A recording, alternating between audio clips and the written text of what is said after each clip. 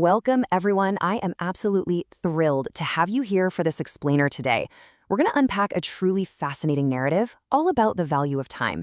But real quick, I want to set the stage right out of the gate here. This isn't just your standard run-of-the-mill breakdown of time management techniques. We aren't just looking at color-coded schedules and calendars. No, the source material we're diving into today acts more like a mirror. It's a mirror reflecting those seemingly harmless, tiny choices we make every single day. Okay, let's dive into this. Be honest with yourself for a second. Have you ever said, I'll do it later? Or maybe, you know what, I'll just start tomorrow. We all have, right? It's an incredibly universal human experience. And in the moment, whispering that little phrase to ourselves, well, it feels entirely harmless. It feels like a safe, comfortable little deferral. But the core argument of our source material challenges that comfort directly. It actually exposes a huge, hidden danger lurking behind those four simple words. Because later is not just a passive delay, it's actually a tiny thief. It actively steals a little bit of our time, and when all of those laters compound together, they can eventually rob us of our entire future. Think about it. Hours just kind of slip away while we're mindlessly scrolling on our phones. Days pass us by while we endlessly plan to start a project, but we never actually take that first step. Years go by while we wait for that magical, perfect moment that, let's face it, never actually arrives. Later isn't just a bad habit. It is literally an active theft of your own potential. Section 1, the lazy boy's dilemma. Stagnation while the world moves forward. Now, what's really interesting here is this stark contrast. We're introduced to a young boy who seemingly had everything he needed to succeed.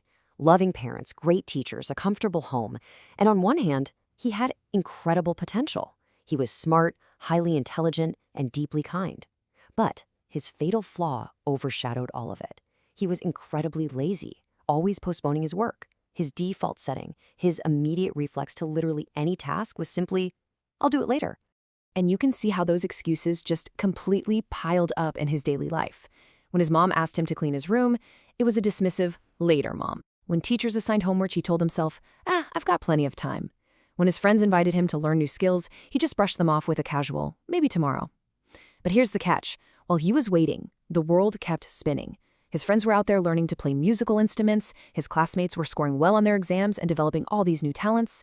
And the boy? He stayed in the exact same place. His parents worried, his teachers scolded him, constantly warning him that time is precious. But honestly, their words just bounced off him like raindrops on a window. He thought they were all just being overly dramatic.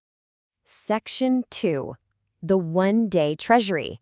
A parable of unlimited wealth and finite time. So frustrated by his own failures and yet another bad exam, the boy visits a wise sage who's sitting peacefully under a banyan tree. And this sage shares a staggering parable. He tells the story of a highly generous king who stumbles upon a jobless, destitute childhood classmate. Feeling profound compassion for his struggling friend, the king makes this totally unbelievable offer. The royal treasury is open to him, but with a massive catch. It's open from sunrise to sunset for one day only. He can take as much gold, silver, and jewels as he wants.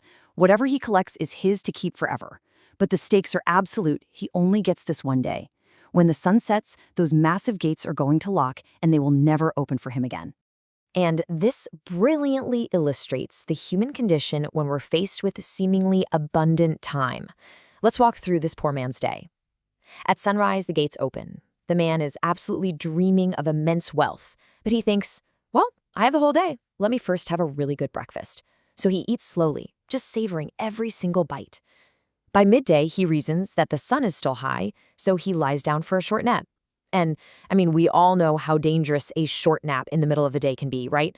When he finally wakes up, he realizes he needs to hurry, but the afternoon heat makes him feel so incredibly tired. He rationalizes that the treasury isn't going anywhere, so he rests under a shady tree for, just a few minutes. His eyes grow heavy again. By the time he finally wakes up, the sky is painted in orange and red. He panics. He sprints to the palace, panting, totally exhausted, only to watch the guards pull the massive gate shut at sunset. He falls to his knees in absolute despair. Section 3. The Sunset of Opportunity. Realizing what was lost. The man is just completely crushed. He realizes he actively wasted his own opportunity under the dangerous illusion that he had more time than he actually did. So the sage finishes this story and delivers what is essentially a mic drop moment to the boy. He says, every day is like that treasury. Every sunrise brings opportunities to learn, to grow, to improve. But these opportunities don't wait. When the day ends, it never comes back. Hearing this, the boy just sits there in stunned silence. His eyes fill with tears because he suddenly realizes he has been acting exactly like the poor man in the story. Section 4. The secret to success. Transforming later into now. Let's see how this builds because the sage reminds the boy of his one huge advantage. He's still young. His treasury is still open. So the boy runs home with a brand new determination, and he enacts 3 major steps to transform his life. 1. When asked to do chores, he does them immediately. No complaining. 2. When given assignments, he completes them the exact same day. And 3. When new learning opportunities pop up, he grabs them without hesitation. This complete, total elimination of the word later rapidly transforms him.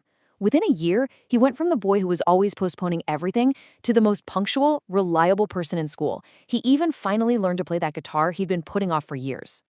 Years later, as a highly successful man, people would ask him for his secret, and he would always tell them the story of the treasury. Because the real truth is, laziness doesn't just walk up and announce itself as failure. No, it whispers sweetly, "Hey, you can do it later." The difference between massive success and bitter failure isn't always raw talent or blind luck. Sometimes, actually most times, it's simply how we combat that sweet, deceiving whisper of procrastination. Section 5. Open your treasury today. The daily reset of your most valuable asset. So the crucial point is right here, 24. The beautiful part of this whole narrative is that unlike the poor man who permanently missed his chance, your personal treasury of time is wide open right now. The gates are unlocked today. Highly successful people and deeply unsuccessful people both get exactly 24 hours in a day. It is the ultimate great equalizer. The only difference is that one uses it wisely and the other just lets it go, doing absolutely nothing, sleeping under that metaphorical shady tree. If you value time, time will value you. If you waste it, you're going to live with the regret of closed gates. I want to leave you with this powerful, honestly kind of haunting question from the source material to reflect on today. What have you been postponing? What treasury are you keeping waiting? I strongly urge you to look at whatever it is you're putting off and commit to starting it today. Not tomorrow, not next week, today. Because your treasury is open right now, but the sun is already moving across the sky. The best time to start has gone, but the second best time is right now. Thank you so much for joining me for this explainer, and I'll see you next time.